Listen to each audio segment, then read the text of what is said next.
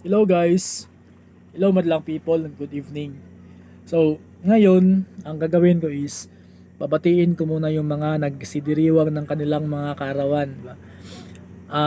Syempre, aawitan ko sila ng birthday song tapos magbibigay ako ng message.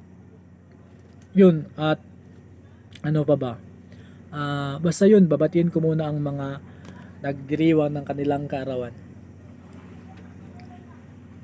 Happy birthday to you.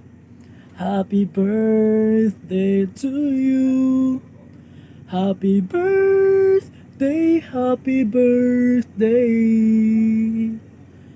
Happy birthday to you. Maligayang bati sa iyong kaarawan. Happy birthday, happy birthday. Maligayang bati sa iyong kaarawan. Happy birthday to you. Hari nawa ipagpalain ka ng Diyos nating Ama. Nabigyan ka pa niya ng maraming kaarawan. Iligaya ka sa buong buhay.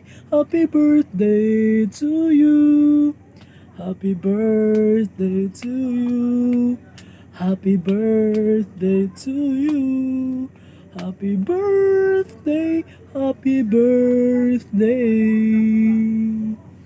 Happy birthday sa lahat na nagdiriwang ng kaarawan sa araw na ito at sa lahat ng mga OFWs na nagdiriwang ng kanilang kaarawan. Happy birthday to you. Yun guys, happy birthday po sa lahat ng nagdiriwang ng kanilang kaarawan. Sana ay pagpalan kayo ng ating Ama tapos bibigyan pa ng mahabang buhay, ng malalakas at malulusog na pangatawan, at sana ay ipagkaloob ng ating Ama ang inyong mga hangarin, ang inyong mga plano sa buhay, at naway magiging matagumpay kayo sa inyong mga plano sa buhay.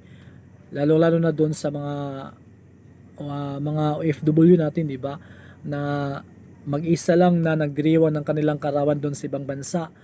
Sana ay mapanood nyo ito, mahal naming mga OFW, at nang sa ganun ay maipaabot ko rin ang aking taos-pusong pagbati at pagbati sa inyong mga kaarawan.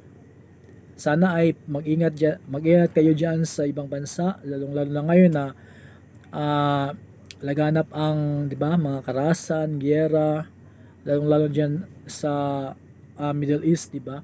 Sana ay mag-ingat kayo mga kapwa ko Pilipino na OFW. At yun lang. Maraming salamat and happy birthday once again and God bless you all.